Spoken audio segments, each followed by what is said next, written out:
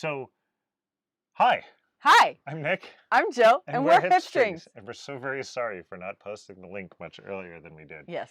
Uh, we recognize. Oh my gosh, there's already 2 people viewing. Maybe Yeah. I'm not sure how to read that right because there's different. Anyways, thank you for joining. We're gonna be more on top of it tomorrow. I lie through my teeth, but welcome to day 5 December 16th, 2021. of the Base12 Spinalong. We have 12 days that you are joining us. We're not even halfway through, and we're already just falling over ourselves. Yeah. Would you like to pull out day 5? So day 5 is another hand-carded bat, and this is Girly Girl. How because it's pink and sparkly. how genderist of you? That could be a guy color. It could be. Anyways, yeah, I can pull that off. You could be a girly girl if you wanted to be. Wait, that's not what I was. Anyways, I'm gonna roll the die now. And now you've got Angelina on you. Yeah. You sparkle. Aha. And this one I can tell you about because it's 3.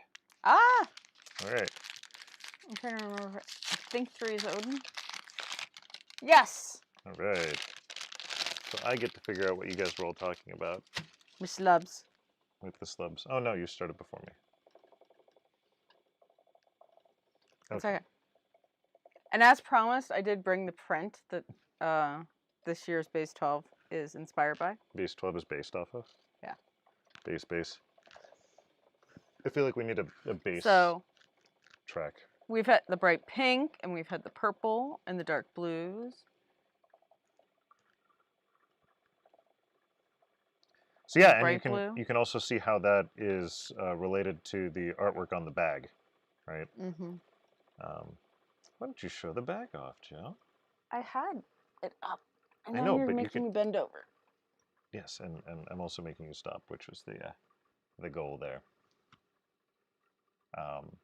Yeah, so there you can see the bag and the artwork, and for those of you that have the twist lock, you've got that as well. Mm-hmm. And we have actually... Oh, I forgot to bring you a twist lock. Yeah, well, that's okay. It's upstairs. When you finish you before want to go me. Get it? You want to go to Sweden, or what is it, Scandinavia? Finland, whatever. One of those countries that don't exist. Now I feel like I need a welcome to Finland sign for my office. we can laser cut that. We can make that happen. So we actually have people who've joined us. Thank you for joining us. Vicky specifically with no E has made it and is ecstatic that they finally remembered. Ah. Well, they've been posting on Instagram. Good. So it's how everybody reminds me every day of what I'm going to spend that night. Wait, I thought the Instagram post that you showed me was yours, not someone else's. That's fine. I did make one Instagram post of my spinning. Just one? Just one. You're a very bad Instagrammer then. Yeah, I'm not feeling the feeling the mojo? The mojo for social media. I am feeling the I need to make things mojo. That's okay. That's what we're here for. There's now a stack of 6 washcloths. And yeah, there's still more yarn. Why don't you talk about what those washcloths are for? I posted this on Instagram. Okay. So we talked about this, my orange or my gold and blue washcloths for teachers, and I've now finished 6. So I'm just crocheting. It's a simple, like, alternating single crochet, double crochet washcloth. Very pithy instructions are on my Instagram post from today. And I'm just using 1 strand of 8/4 cotton and 1 strand of 8/2 cotton.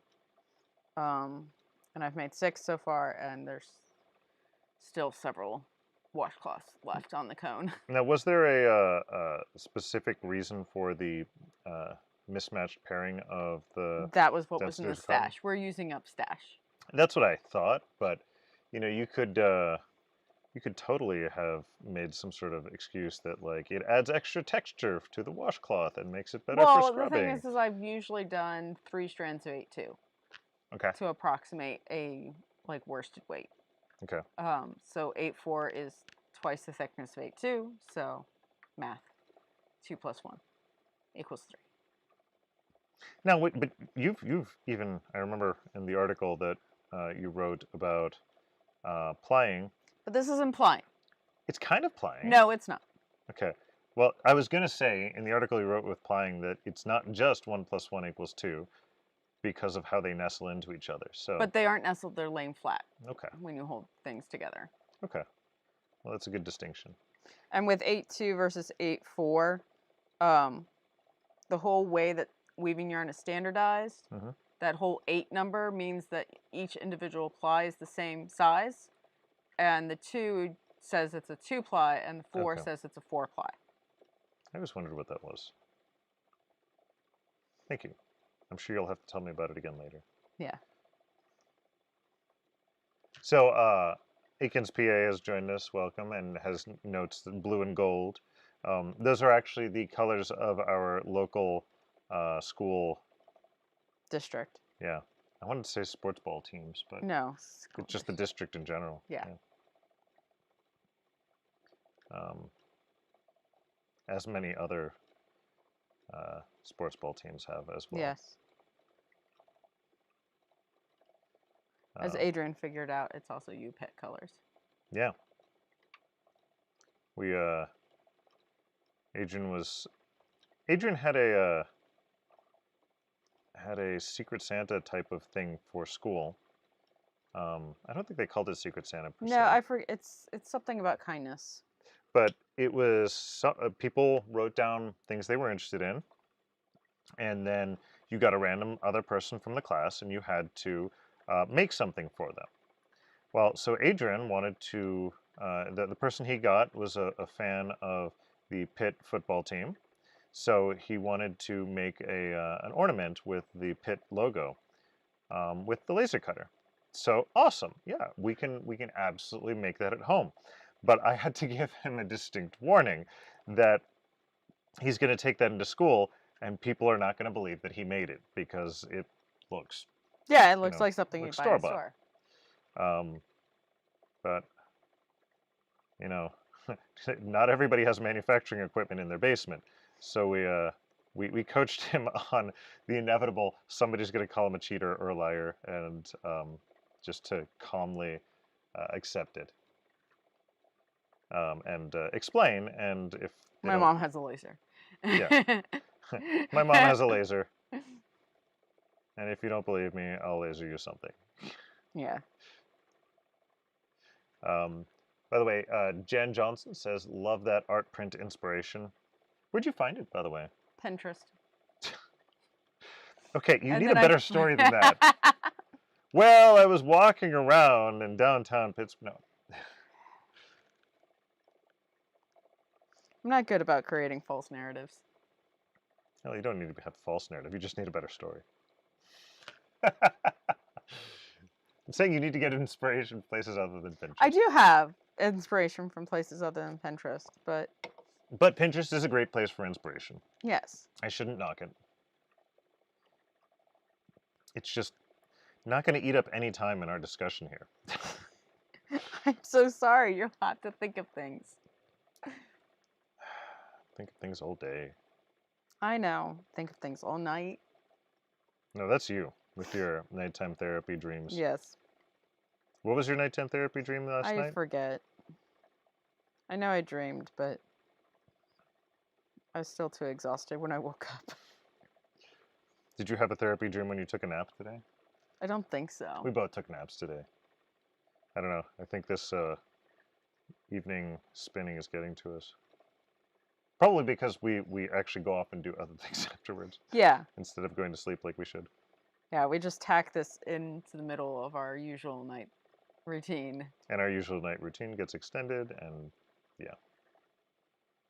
I've been working on a very detailed finishing for a present for my brother that I 3D printed, and filled in any of the gaps, and now I've sanded it smooth. And yeah, it's I hope he appreciates it.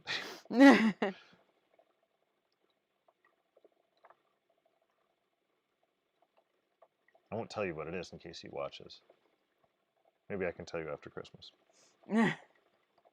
Well, we won't be doing baseball after Christmas. Yeah, but we'll do podcasts, or maybe I'll actually get back on my Instagram.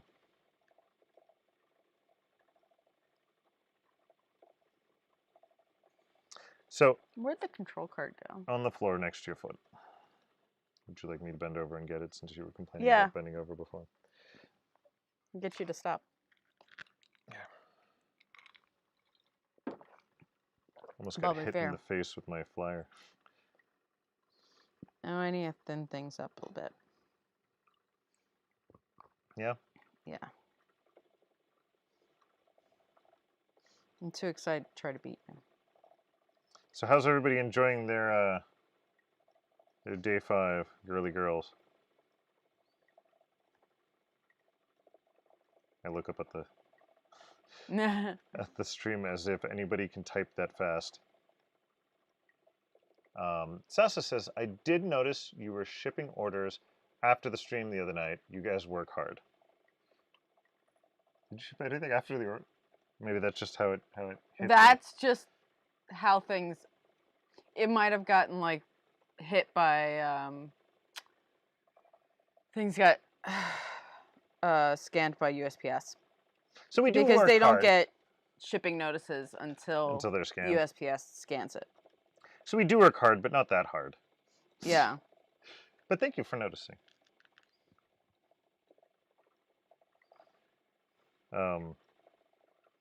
Jill has been shipping stuff every day, though, so that's... I didn't ship today. There seems to be a lull in orders. So. Well, yeah, because we passed the main shipping deadlines, yeah. I remember in previous years, you're just like, okay, now it's done. Nobody's going to order anymore. Yeah. Now it'll be slow until after Christmas. Yeah, and then you get the other bump.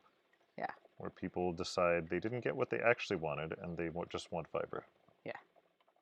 Or yarn.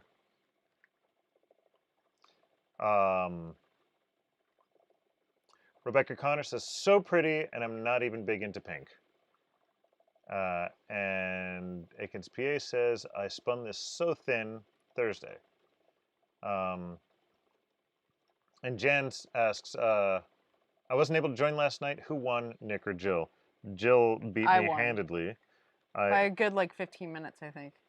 Yeah, maybe even more. I think she stacked the deck, though, because there may have been... extra fluff. A larger fiber supply than she had. We'll never know. We'll see. I've got a bat tonight, so we'll see. Sasa says, the different colors of glitter in this are so fun. So is this... This does have 2 different types of glitter in it. Nice. So there is violet, or there's a pink, purple Angelina. And then there is some rainbow trilobal nylon. So what's the difference between Angelina and trilobal nylon? So trilobal nylon is nylon. Mm-hmm. Trilobal means it's 3-sided, so it reflects light better.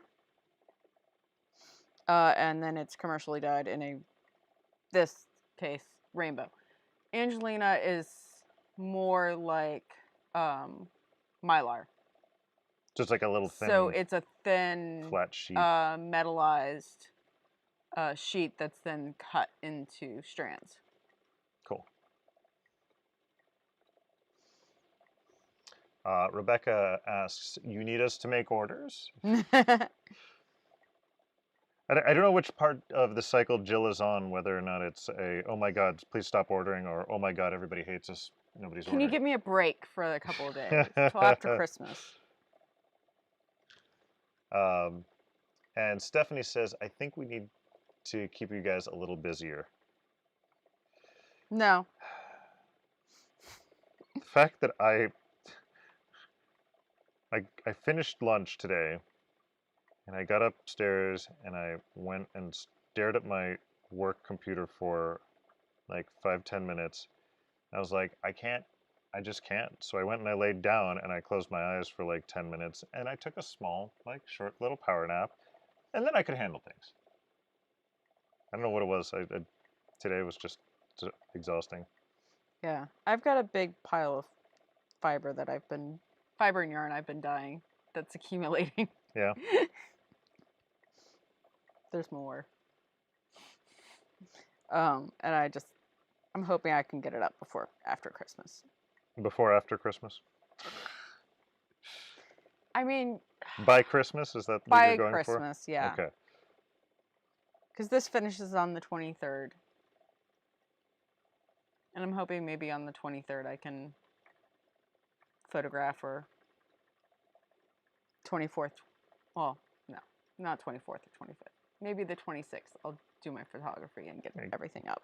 Definitely get something up for people to make orders for New Year's. So if you're planning on making any orders after Christmas, wait a couple of days for a shop update. How's that? Yeah.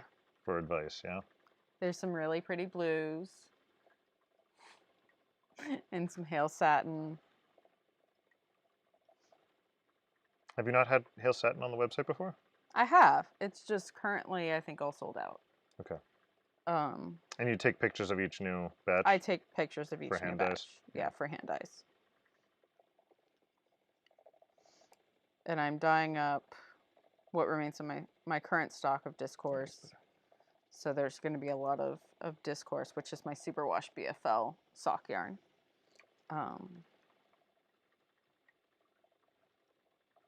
By the way, Stephanie gives us a bunch of hearts for wanting to keep us busier.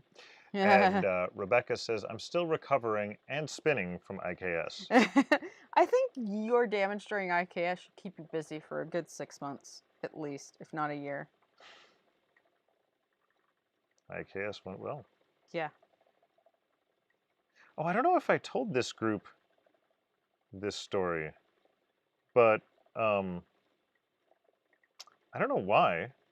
My brain, well, I know why. My brain is very much segmented between the fiber side and my work side. I am a completely different person. Maybe not a completely different person, but at least like mentally, it's very segregated. Like Dave said, sometimes he has to remind me who he is because it's either a work friend or a fiber friend, not both, right?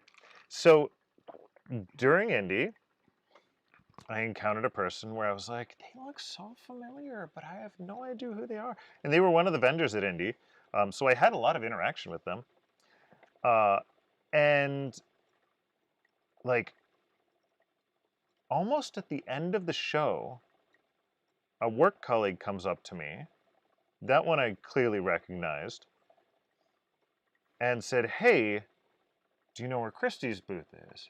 And I'm like, holy crap, that's Christy! And I recognized that, oh, this person is actually somebody that I work with. And I have no idea why it didn't click. So I actually at the work luncheon I talked about yesterday, I hung out with Christy and talked a lot about fiber with Christy, so that was fun. But yeah, very weird indie and event. she walked away with the hand knit hat you brought. And she did. There was a white elephant. I brought a hand knit hat that Jill had knit. I was working on a knit hat for it, and things just got in the way. I didn't finish it in time. And Jill's like, "I've got this spare hat. You can take this one." And people fought over it. I need to replenish my supply of hand knit hats. Just have random hats around. So I make these hats. They're out of spare superwash merino DK. I hold 2 strands double, so it's like a bulky weight. I can finish one in an afternoon. I just use scraps because I'm holding 2 things. I'm holding it double. And I've made a bunch of them for gifts. They're great because they're machine washable and they're quick. If you're giving somebody a gift and they're not an active spinner or knitter, you make it machine washable. Yeah, I learned that the hard way. Finding a felted blanket that I had knit my mom in the laundry room. Oh no. Yeah. And I had supplied her with wool wash and directions. Which one was that one? That was the Oh, it was a Jared Flood pattern. Thankfully, it was like bulky weight. So it didn't take me too long, but everything else I've made for family, I think, has been, well, everything I've made for family after that has been machine washed. Is it completely destroyed, or did it felt No, it nicely? felted nicely, Yeah. but like, it's like a really large like Lap blanket now hot instead of pad yeah. now. Oh Instead of, no. like, it shrunk in like half size. Oh no, that's terrible. I'm so sorry. So, but this is why my stash doesn't have too much superwash in it, because all the superwash goes to gifts. Oh, do you want to talk a little bit about what you've learned about superwash and how it actually is Oh yeah, more so environmentally friendly? I know there's been a huge debate in the knitting community about superwash and whether or not it's good for the environment and this and that. So, Jill's lecture on superwash. Wait, here's a soapbox.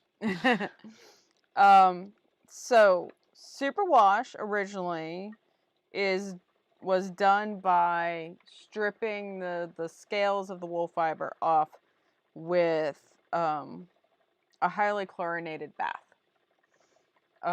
Nasty chemicals. Nasty, well, not nasty chemicals, but a little bit worse than what you have at like a public swimming pool. Oh, so not nasty.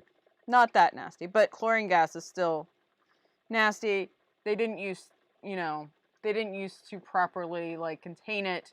Workers would get, bad exposure to chlorine gas. Bad. And that still was a lot of the process that's used over in like China, where they don't have the same environmental regulations and worker protections as we do elsewhere. Now the rest of the world, well, mostly the EU, and the Americas, Canada, the US, have adopted a different superwash treatment that does do a little bit of that treatment with chlorine, but at a much lower concentration, and then uses a like a resin, a plastic resin. It's super thin coating over the wool to prevent it from felting. And that's the reason why. And that coating is thinner than the stuff they put on Kleenexes. Oh, really? Yeah. And also, they've designed the process to be a closed loop system. So nobody is exposed to any noxious fumes. All of the waste products are recycled. Nothing goes into the local wastewater. It's also the reason why you can't really heat treat the superwash, right? Why you want to make sure that when you're putting it in machine wash, you do not want to put it in the dryer on any type of heat. You always want to tumble dry low. Right. And why you might get some felting or shrinking if you put it in the dryer at any significant amount of heat. But hot water, is that fine? Hot water is okay, but it's not, well, I mean... Better to do cold water. It's not good for your dyes. Yeah. So... And that's a whole other discussion. Yeah. And so, yay, we now have more environmentally friendly superwash wool. And so, superwash wool that's produced in the US, in Canada, and in the EU is all done with this method. In fact, there's only one place in the US that does make superwash wool. Now, there's been plastic on my wool. What about microplastics and their role in the environment? So a group did research into how different textiles degrade in salt water, in ocean water. And of course, what they find is that any type of synthetic fabric, polyesters, that kind of stuff, especially the recycled polyester from plastic bottles, sheds tons of microplastics into the water, and they persist. They don't go away. But wool's biodegradable. And wool will degrade in the marine environment as well. The astonishing thing that they found is actually superwash wool degrades even faster and leaves no microplastics in the water, because the resin breaks down very quickly with bacteria that are in the ocean. Interesting. So superwash wool actually breaks down faster in the environment than regular wool. Really, than regular wool? Than regular wool. Wow. Because it's been stripped of the scales. So they think it's made it easier for bacteria to break it down. Wow. So if you're buying superwash wool that is done through one of the like Ecotex 100 method, which is this slight chlorine and then this thin resin, it's perfectly environmentally friendly. It's not releasing any chemicals into the environment, and when it does break down, it's not releasing any microplastics. We should do a little clip on just that topic, by the way, because I think that's fascinating information for people.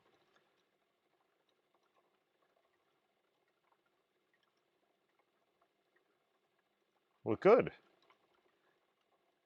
Now, the big question is, how does it break down in the desert environment of the Atacama? Probably not that well, because there aren't bacteria around. Yeah. I don't know if you all have heard about the T-shirt dunes in the Atacama Desert,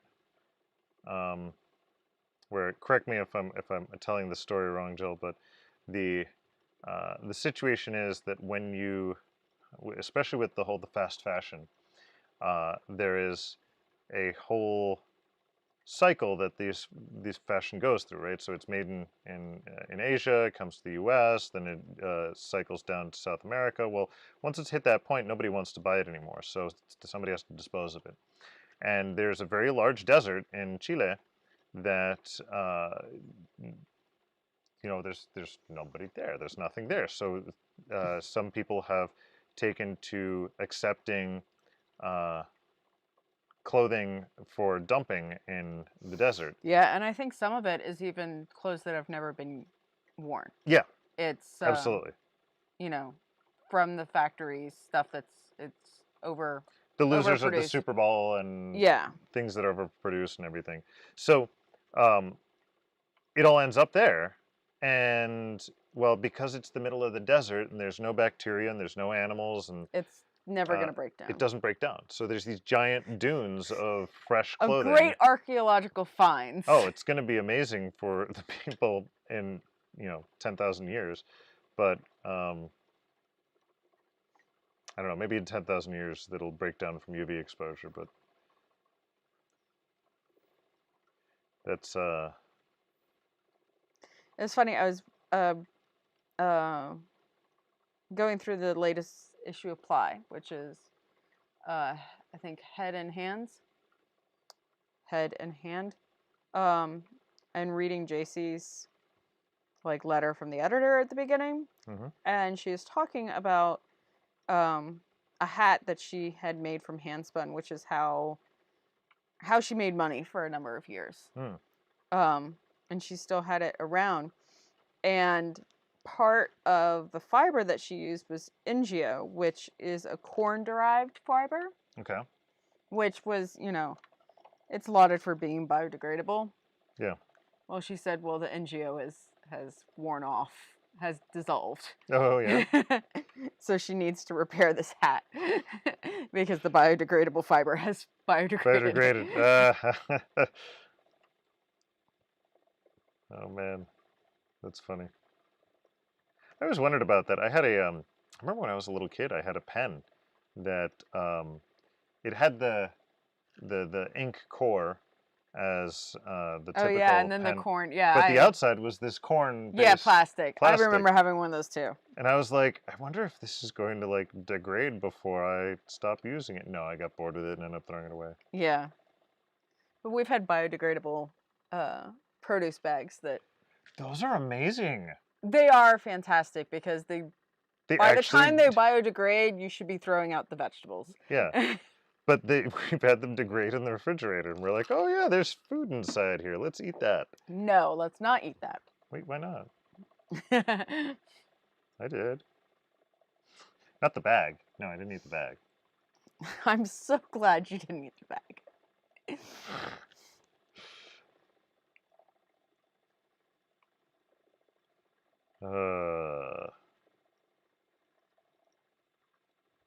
I just miss when we get shipments from one of the like imperfect produce misfits markets, and so they're in insulated boxes, and they've always done environmentally friendly insulation. Mm-hmm. Unfortunately, now it's some sort of recycled plastic. But for a time, they used a wool derived insulation, which was great. Sometimes it even came with lots of VM. And I have held on to all of it because it has a lot of good use as packing material. And we actually use it to line our produce bins in our fridge. Yeah, that was something really weird. I mean, we don't hold please don't hold us responsible if you get sick. We haven't gotten sick yet. But what we ended up doing is actually taking these wool pads and putting them on the bottom part, basically lining the bottom of our vegetable drawers in our fridge. And because wool regulates humidity. Right. So we found that our veggies last a little longer, and they don't dry out or get too wet. Yeah, they don't dry out. They don't get they don't degrade. They don't get the whole squishy brown that veggies tend to get when they're just up against the hard plastic. So it's actually worked out really well. I almost feel like we should sell wool veggie pads. Yeah, we do them, one-time use and throw them out. We've had them there for a while. Damp. If they get damp, if they get damp or dirty, we just throw them out, and we have a bigger supply of them to replace them. But we actually kind of did an accidental experiment where we did it in one drawer, and all the veggies in that drawer survived really long, and the ones in the drawer that wasn't lined, they ended up they died in like half the time. Yeah, it's very weird. There's some science behind that. I think you already explained it, but I'm going to pretend like it was magic. You know better. Science that is not explained is indistinguishable from magic. But I explained it. Yeah, well, okay. I need an opportunity to quote more Johnny Ives. So, by the way, as I'm spinning this Odin, I gotta say, I'm getting like some butterfly wing vibes out of this. It's really pretty. There's because the little pops of various shimmery things inside of it. Mm-hmm. I like it. It's pretty fantastic. I'm having kind of trouble with maintaining consistency because because this sorry silk. The sorry silk every now and then, but it's worth it for the overall effect. Yeah, I'm going to be excited about how it goes. I'm actually really curious on how it's going to end up playing with whatever else it plays with.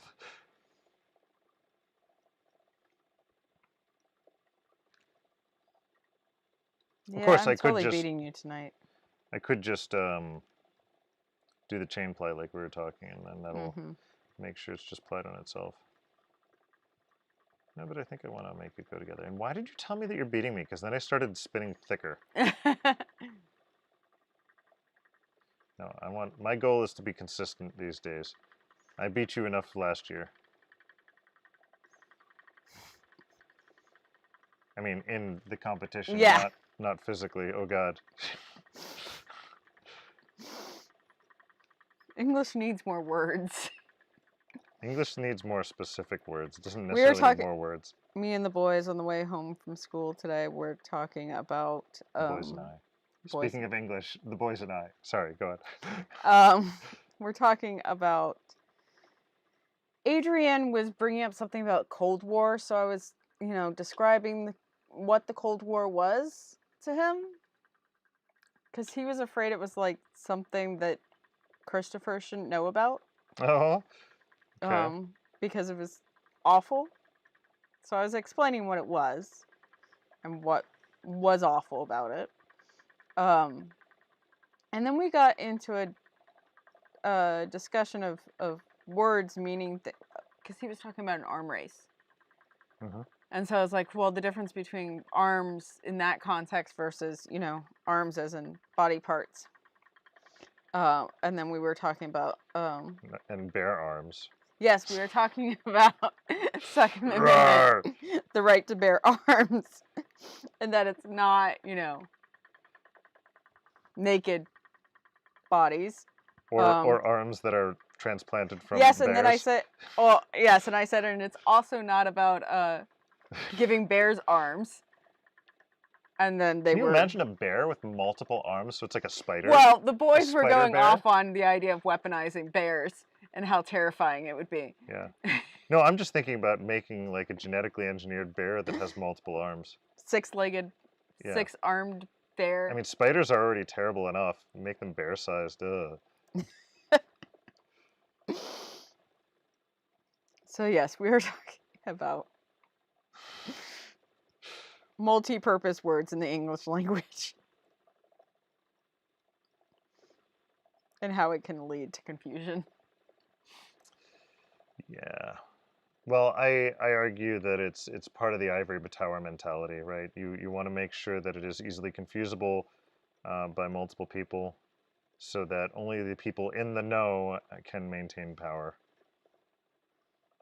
That sounds more like lawyering. Well, it's like I call it ivory tower because it's the one of the big things about the ivory tower of chemistry or biology, where I'm sorry, hydrogen ions are just protons. It's a functional definition.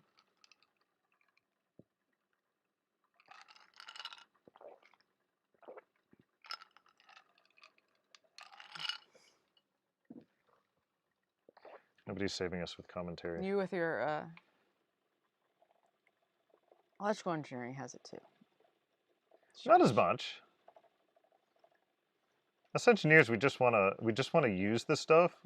So if it's a box that you don't know anything about how it works inside, you just know what comes in and out. We don't call it anything like a Flandergram box. No, it's a black box. It's a box that is black on the inside and you can't see it. Very easy description. You've got a Sonic the Hedgehog gene that has nothing to do with being fast. Or chili dogs. I mean, come on. Yeah, but there's a whole bunch of hedgehog genes. Does it have anything to do with spikes or... No, it was that there were a whole bunch of genes related, and they come from a hedgehog. I don't know why the original is a hedgehog gene. And you had somebody who, But see, that's my problem. played Sonic. That's my problem. You don't know why the original gene was a hedgehog gene. It has nothing to do with the animal, right? It's just... It might. It might. It might. See, if it was... It's like species names. Yeah, right, exactly. Sometimes they mean something. Sometimes you're just naming something in reference to something else. If it was an electrical engineer naming All it... my colorway names would be like blue-green. Yes. Purple. No, I do Purple like the with colorway black. name. No, but there's a difference. Your colorway names are descriptive. They evoke imagery. Sonic the Hedgehog gene only evokes the imagery of Sonic the Hedgehog, which has nothing to do with the functionality of the gene. Now you're going to have me looking up the history of the Sonic Hedgehog gene. Yeah. All right, we got some commentary here. Rebecca says, bad English words. Oops, wait, let me start spinning the right direction. I'll read. This is a correct sentence. Buffalo, buffalo, buffalo, buffalo, buffalo, buffalo, buffalo, buffalo, buffalo. All right. Buffalo has three meanings. Noun buffalo is the city in New York. The noun buffalo is the plural and the singular name of the American bison. And the verb buffalo means to outwit or confuse, or bison from the city that bully bison from the city are being bullied by bison in the city. So I'll read that again. Buffalo, buffalo, buffalo, buffalo, buffalo, buffalo, buffalo, buffalo. See, it makes sense. Yeah. Oh, God. Now it just sounds like you're having a stroke. The two are not mutually exclusive.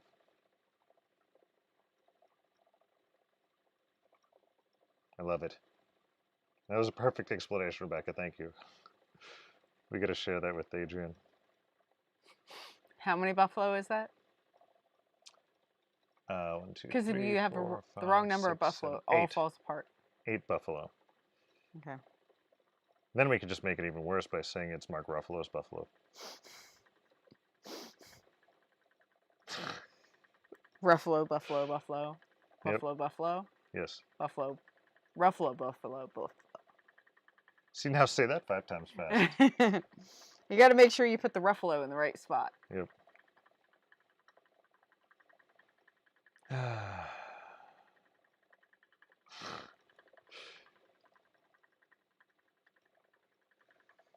Alrighty then. So, did we talk about Gab's socks? Yeah. No, we did not talk about Gab's socks.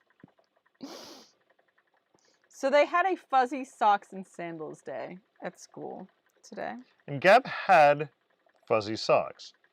They weren't quite big enough to make an impression in their own mind. So Gab decided that they were going to take leftovers Faux fur from all the long Furbies that they've been making. And they've been making like 7 different long Furbies, so lots of different faux furs. And sew them together to be leggings. Patchwork faux fur knee-high leggings with a foot on them. So they come upstairs and they're very proud and they've made these footed legging sock things and their feet are giant. I'm just like, how are you going to wear your shoes on those? They're like, I'm not gonna. Like, they're going to get destroyed walking around the school like that. So I offered them to wear my shoes. Now, what size feet are Gab's? Women's 9. Okay. And I wear a men's 13. Yes. And my shoes fit well on top of those giant furry socks. We've got to take some pictures of them. And, yeah, they are epic. They are indeed epic. By the way, so Rebecca says, if you search Buffalo X3, you'll find so many threads about this. Stephanie says it's done. Whoa. And I wanted to comment on the discussion of environmental stability in the fiber world, but I was too focused on the spin. Mostly, I just want to hear more about the environmental footprint of the fiber industry. That's an interesting one. Wool is... Cotton doesn't have a great environmental footprint. It has a heavy pesticide use and a heavy water usage. Even organic is not necessarily has less water usage organic has more water usage and but less pesticide use, but much lower yields than conventional cotton, and it's very hard on the land. Hemp and flax are better. However, we don't have any domestic processing for those fibers. Which adds one of the biggest problems where you've got to ship this stuff around. You've got to ship it to England. Wow. Or Europe to be processed. Wool is carbon neutral because sheep are actually carbon sinks because they convert they convert grass into wool and meat. And they're very easy on the land. And so, especially if you're talking about, using fiber that's in your fiber shed, it is probably the most environmentally friendly fiber to use. And what do you mean about fiber shed? A fiber shed is fiber that's produced within 150 miles of where you live. So you keep transportation costs low. Are you kidding me? Dude, I've got all this left. Yeah. Wow. All right. I don't know what I'm doing wrong other than spinning thin. All right. I said I was going to keep going at this. Silk, of course, is all a transportation matter because silk is all produced in Asia. Can it be produced somewhere else? No, people have tried. Yeah. Silkworms just have not really been able to be mass produced anywhere else in the world. People smuggled silkworms out of China, trying to develop sericulture elsewhere, and it's never really been successful outside of China and India. I'm guessing it's because the weather and also the plants that are needed to Yeah. support them.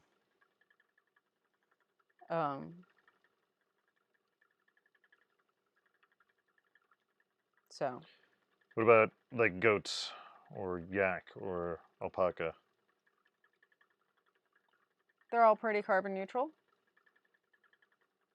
I know sheep are the best. And it's usually because a lot of sheep can graze on marginal lands, especially some of the... so they can be on land that you can't even have cattle on. And like there's the famous like Ronaldsay sheep that, eat seaweed. I haven't heard about this. Yeah. I forget where they are. I think they're out in like the Outer Hebrides. And basically people left fairly, I forget what the term is. They're non-improved sheep breeds. And they would just leave them on islands. And then come back and shear them.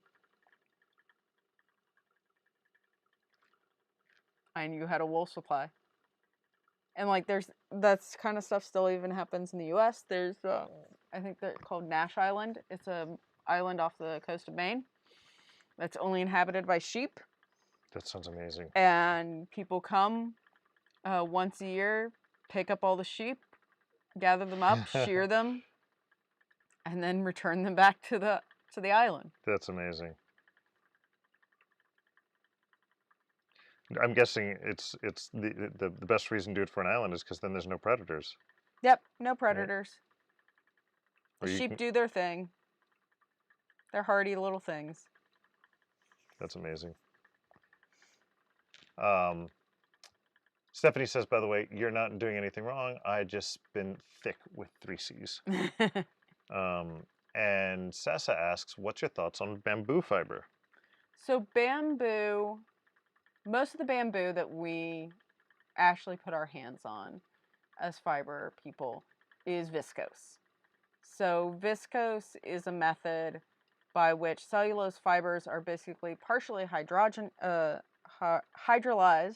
by putting them in acid baths to convert the cellulose into a different type of fiber, which is then extruded. And you have lots of different flavors of extruded viscose fibers from cellulose sources. So bamboo, rose, pearl. I'm trying to think of some of the other ones. I don't think of pearl as mint. a cellulose source. There's mint. That's cool. Mint. They take peppermint, the stems from peppermint, and digest it. But I don't think of pearl as a cellulose. There's modal, which is from wood. Okay. Rayon. It's all hydrolyzed cellulose. There are now closed loop systems for producing viscose. Before it was dangerous for workers and had some bad chemical, off Exposure. Yeah. But nowadays they're closed loop systems, so nobody's getting exposed to things, and they're fairly environmentally friendly. I think the one major environmental concern is it takes lots of water. But it's basically plastic, right? Not really plastic, Okay. as I think of plastic, but they digest cellulose with acid, and it breaks it down. That reminds me of a video that I saw.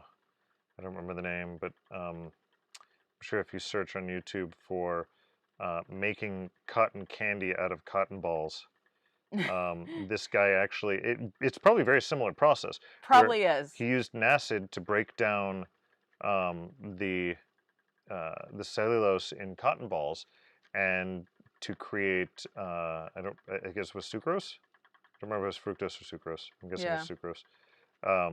And then from that, he had to do all sorts of purifications so that it wasn't, didn't have the acid in it. And yeah, that totally sounds like the process for making viscose. And then he used a cotton candy machine to spin it out. Yeah. So, yeah.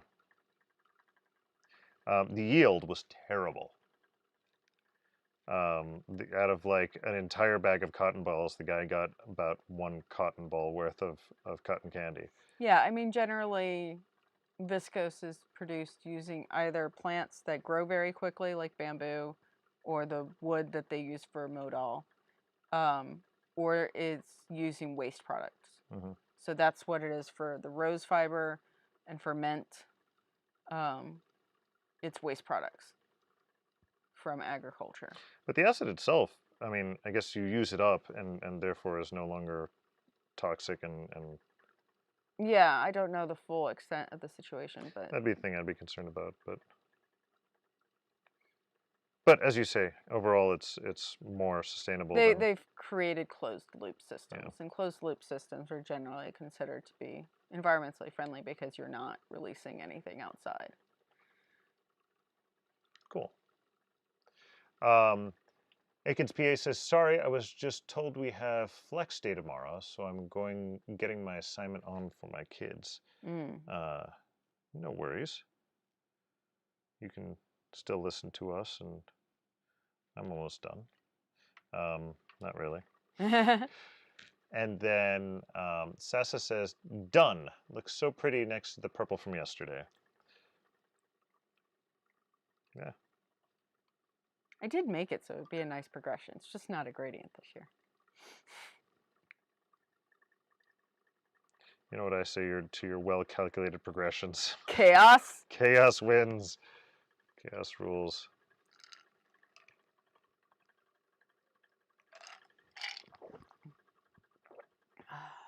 Oh, come on. You're close. I wanna every time I get across one of these slubs of this sorry silk, I wanna spread it out, and I have to fight that instinct. Yeah. You're doing pretty well with it, though. Mm-hmm. Thank you. I'm proud of you. I have like 3 years of 12 days practice. 36 days and you're an expert. Yep. Huh? Something like that.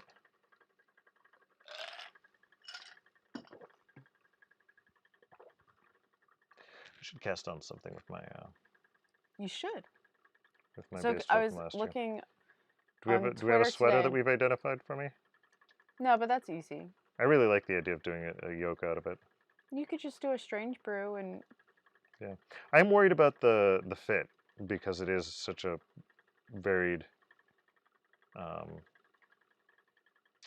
thickness, varied weight. You could do a vest and do color work with it.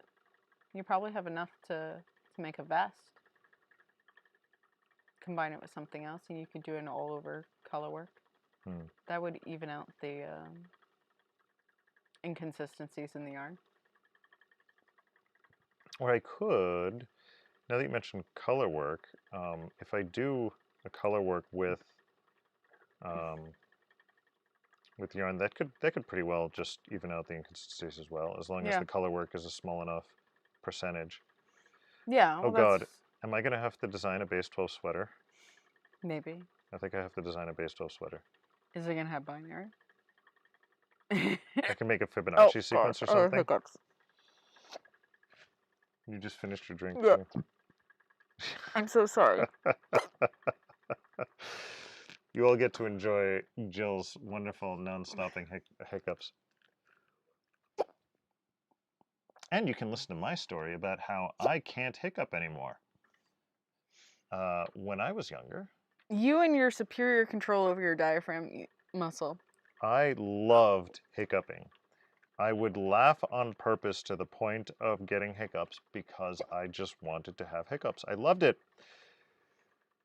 And sometime when I was like 15 or 16, I realized I haven't had hiccups. I can't get hiccups. I will get a single hiccup event, like a single "eep," and then that's it. I haven't had a long-term hiccup event for, I don't know, 20 years, 30 years, something. Yeah, and me if I eat too much of a cooked meat with nothing else, or too much rice, or if I drink things wrong, I get hiccups. I almost had multiple hiccups when I ate some really, really spicy ghost pepper pork shanks, which were delicious. I had like 3 hiccups in a row then, but yeah. I'm gonna be hiccuping until you finish. This is Well, give me my cider back then. I was hoping that the pseudo fruit juice would help you. no. Fruit juice is the only way to cure her hiccups.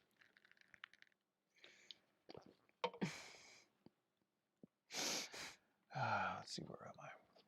Okay. Sorry, I don't mean to torture you. I mean, should I use one of your other stupid human tricks to see if that impacts it? What other stupid human tricks? I could just talk about yawning. Oh God! Do not let people know about this.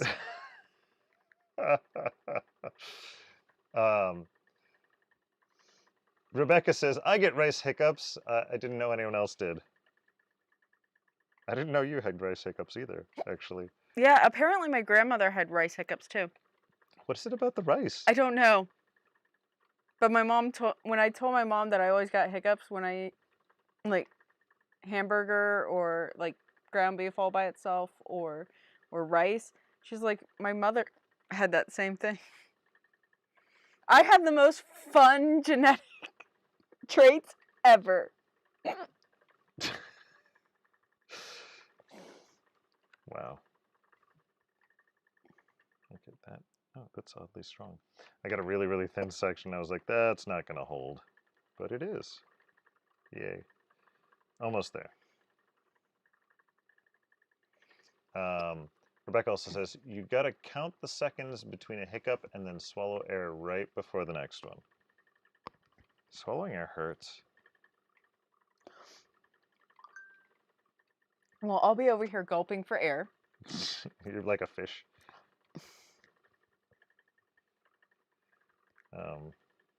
I'm trying. I really am. So sorry. If we had like subtitles for our episodes, this one will be called "The One Where She Hiccups." Oh God. I want to know what triggered you, because you weren't eating rice, that's for sure. It was how I was drinking my. Yeah. Yeah. Wait, so drinking also causes you to get hiccups? Yeah, if I accidentally swallow air while I'm drinking because like there's too much So ice sorry. left in a drink or something, that can sometimes trigger hiccups. I'm so jealous. I'm gonna be at this for like half an hour. Cornwall Crafter says, good morning. Nick, did your razor go on a holiday? Yeah, since since November. I didn't do this last year because of mask fitting and whatnot, but even though I'm still wearing a mask now, I went back to the tradition of my winter beard. So I start growing in November, and I'll It trim it and lasts till stuff, but I'll February keep it for till February. Valentine's Day. Yep. And that's not, Nick doesn't shave off for Valentine's Day because I hate the beard. I love the beard, but I love the beard as a temporary thing. Yeah. Yeah, that's usually about the time when I get sick of it. Yeah, you do get sick of it. Yep. It's too warm when it's warm, which right now it's not actually winter. Yeah, I think the high today was 61 and raining. I'm dreaming of a rainy Christmas. I mean, I do not look forward to the very cold days at the storage unit, so. Yeah, there's that. I have a climate-controlled storage unit for HipStrings stuff, but climate-controlled means they don't let it get warmer than 80 and they don't let it get colder than 55. And it opens to the outside, so it's a big garage door that opens to the outside, which if I want to have light inside while I'm working, I have to have the door open. Climate control does not mean light controlled. Yeah. All right, so I still have hiccups. you still have that? Yeah, I do. Maybe tell me an awful dad joke and I'll make it go away. I'm gonna drag this out some. So this time of year, you know, people like to watch holiday movies, and some of the less typical holiday movies. Harry Potter is definitely included in that, right? But there's one character that I just can't get behind. Nearly Headless Nick. It's just such a failed execution.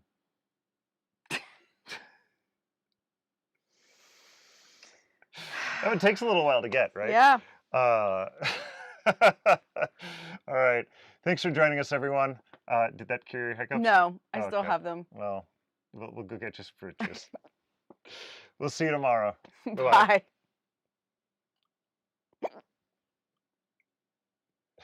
You like that one?